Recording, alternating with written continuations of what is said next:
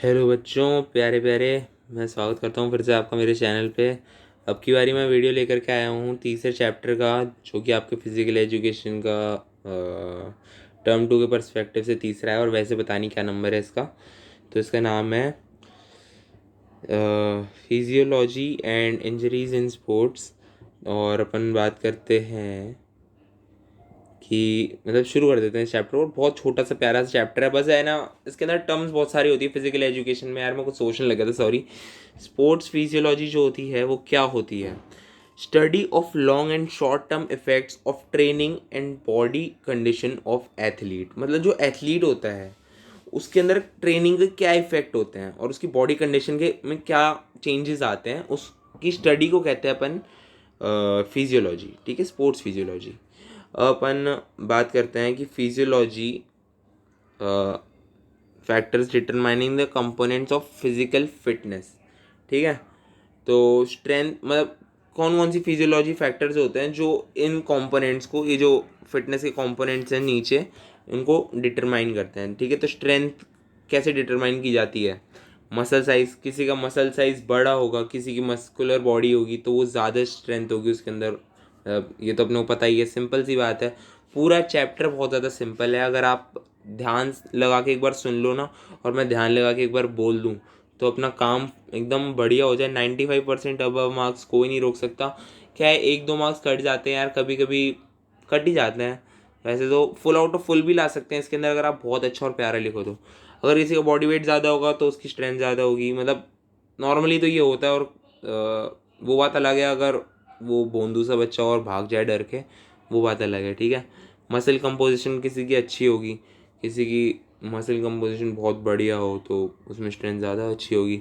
Intensity of nervous impulse, किसी के जो नर्वस सिस्टम होता है और समझ रहे हो ना, उसका जो कोऑर्डिनेशन होता है आपस में दिमाग का बॉडी के साथ, वो स्ट्रेंथ से रिलेटेड होता है ना। और एंडोरेंस की बात करें, एंडोरेंस होता है आप किसी भी काम को कितने लंबे समय तक कर सकते हो बिना थके और रुके।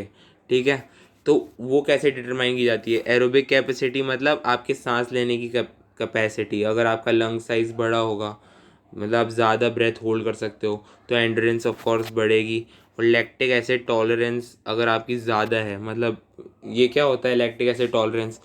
तो जब अपन कुछ भी एक्सरसाइज करें या कुछ भी वर्कआउट करें तो अपने बॉडी मसल्स के अंदर एक लैक्टिक एसिड फॉर्म होता है, जो कि आपको पता होगा एनाएरोबिक रेस्पिरेशन के चलते होता है। तो उसका जो टॉलरेंस होता है, अगर वो ज़्यादा होगा तो एंड्योरेंस ज़्यादा होगी।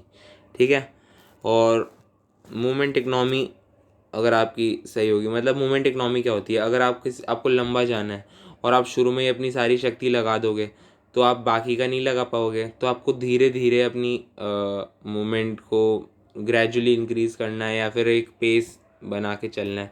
और मसल कंपोजिशन अच्छा होगा तो एंड्योरेंस ऑफ कोर्स अच्छी होगी, आप ज़्यादा समय तक टिक पाओगे। स्पीड कैसे अपन डिटरमाइन करते हैं? नर्वस सिस्टम अच्छा होगा तो स्पीड तेज़ होगी, मसल कंपोजिशन अच्छी होगी तो स्पीड तेज़ होगी। एक्सप्लोसिव स्ट्रेंथ और फ्लेक्सिबिलिटीज़, किसी की फ्लेक्सिबिलिटी ज़्यादा होती है तो उसकी स्पीड ऑफ कोर्स ज़्यादा होती है, उस ईजीली बॉडी मूव होती है। और फ्लेक्सिबिलिटी अपने आप में कैसे, किन फैक्टर्स पे, मतलब क्या उसके फिजियोलॉजी वो होते हैं फैक्टर्स। तो सबसे पहले अपना होता है मसल कितनी स्ट्रेचेबल है। मसल ज़्यादा स्ट्रेचेबल होगी तो ऑफकोर्स फ्लेक्सिबिलिटी बढ़ेगी। और एज और जेंडर कैसे रिलेटेड हैं? जो छोटे बच्चे होते हैं उनकी बॉडी की फ्लेक्सिबिलिटी ज़्यादा होती है इन कंपेरेटिव जो बड़े होते हैं। और जेंडर में जो फीमेल्स होती हैं ज़्यादातर, उनकी जो फ्लेक्सिबिलिटी होती है वो मेल्स के कंपैरिजन में ज़्यादा होती है। और अगर आपको कोई प्रीवियस इंजरी हो तो आपकी बॉडी फंक्शनिंग में प्रॉब्लम होती है, आप फ्लेक्सिबिलिटी आपकी उतनी अच्छी होती नहीं है, आप उतने अच्छे से स्ट्रेच नहीं कर पाते, तो वो भी एक फैक्टर है। और मसल स्ट्रेंथ भी एक फैक्टर है। ठीक है, अब अपन बात करते हैं इफ़ेक्ट्स ऑफ, कौन सा लूँ, पीला ले लेता हूँ। Effects of exercise on cardio respiratory system. ठीक है, तो जो दिल और अपना लंग्स हैं वो आपस में जो सम्मेलन बिठाते हैं उसे अपन कार्डियो रेस्पिरेटरी सिस्टम कहते हैं। और अपने एक्सरसाइज करने से इस सिस्टम पे क्या असर पड़ता है वो अपन जानने वाले हैं। तो भाई साइज ऑफ हार्ट बढ़ता है, और क्यों बढ़ता है? क्योंकि जब अपन एक्सरसाइज करते हैं तो ब्लड फ्लो की रिक्वायरमेंट बढ़ जाती है, नीड बढ़ जाती है, तो ऑटोमेटिकली अपना हार्ट ज़्यादा वर्क करता है, और ज़्यादा वर्क करता है तो बड़ा हो जाता है, आप बड़े दिल वाले बन जाते हैं। ब्लड फ्लो आपका बढ़ता है, जैसा कि मैंने बताया, ज़्यादा ब्लड की रिक्वायरमेंट होती है एक्सरसाइज के टाइम, तो ब्लड फ्लो ऑफ कोर्स बढ़ेगा।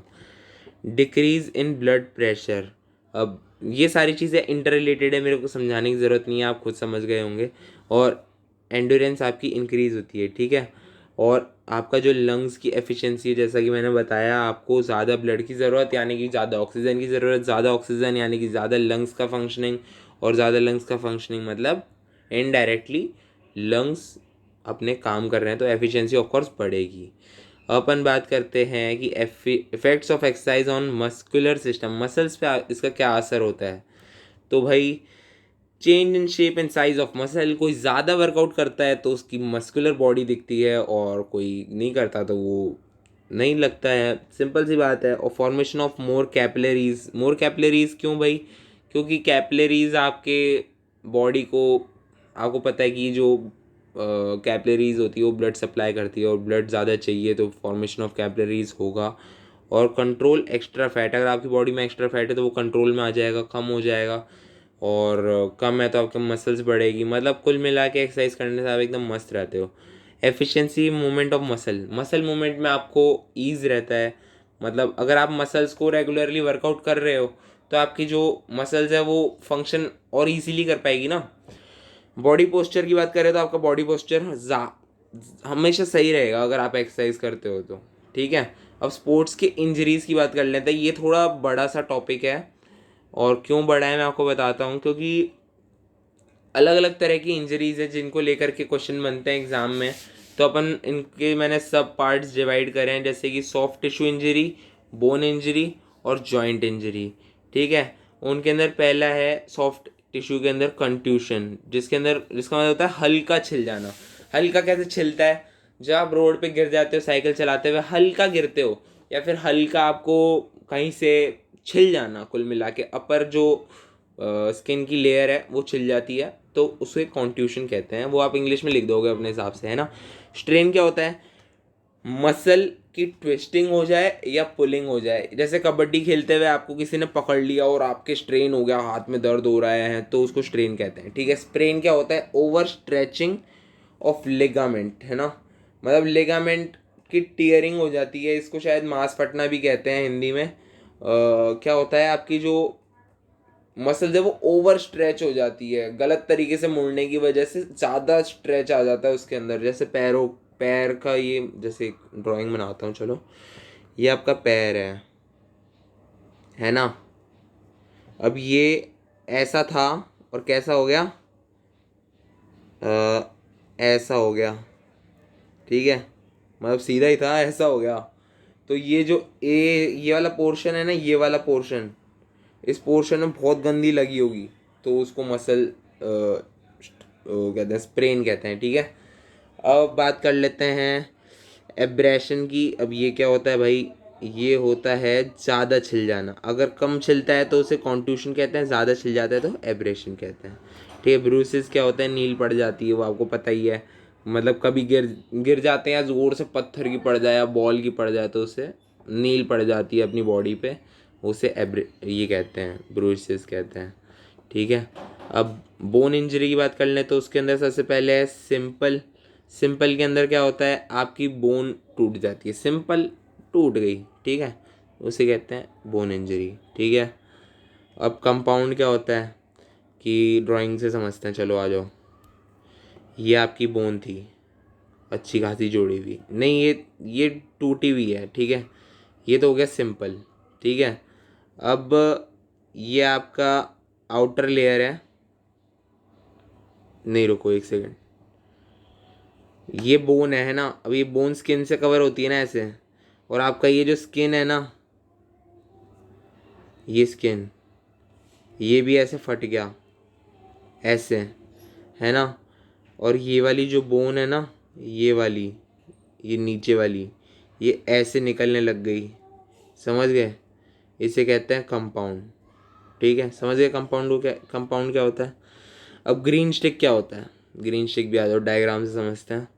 ये आपकी बोन थी एकदम साबुत, क्या हुआ, ये आपकी जो बोन थी इसमें क्या हुआ, ऐसे ऐसे ये हल्का सा वो हो गया, छेद सा हो गया, या फिर कोई आपकी बोन की अपर लेयर पे इंजरी हो गई, उसे ये कहते हैं। ठीक है, अब कॉम्प्लिकेटेड क्या होता है ये मैं आपको बता देता हूँ। कॉम्प्लिकेटेड होता है जिसके अंदर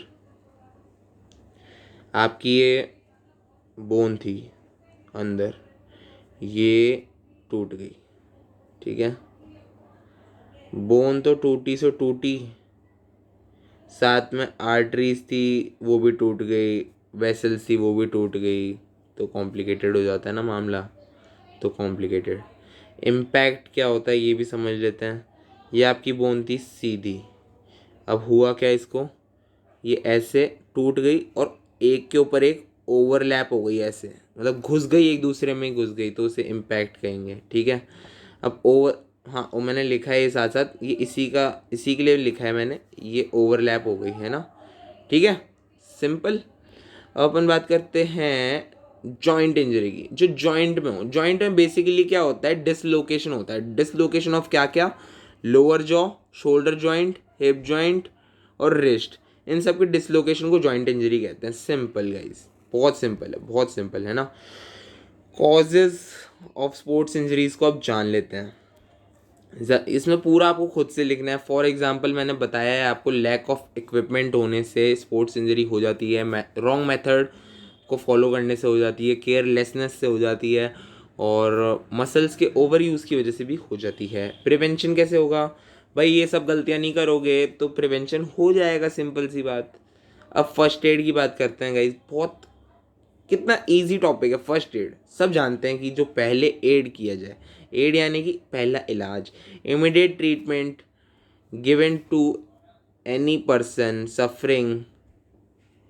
सफरिंग फ्रॉम माइनर और सीरियस इलनेस और इंजरी। ठीक है, प्रमोट इमीडिएट रिकवरी, मतलब फर्स्ट एड क्या करता है, इमीडिएट रिकवरी को प्रमोट करता है। किसी के लग गई, तुरंत रिकवरी, फर्स्ट एड लाओ फटाफट से, है ना। Try to save precious time of wounded person, भाई जो जिसके लगी है वो ज़िंदगी मौत में खेल रहा है, उसके लिए टाइम की कितनी वैल्यू होती है।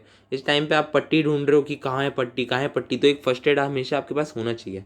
ऑब्जेक्टिव क्या होता है, आपकी लाइफ को प्रिजर्व करना, प्रमोट करना रिकवरी को, predict your early medical aid. बस यहीं पर ये चैप्टर ख़त्म होता है। थैंक्स फॉर वॉचिंग गाइज, और मिलते हैं आपसे नेक्स्ट वीडियो में। तब तक के लिए बाय बाय, पढ़ाई करते रहना।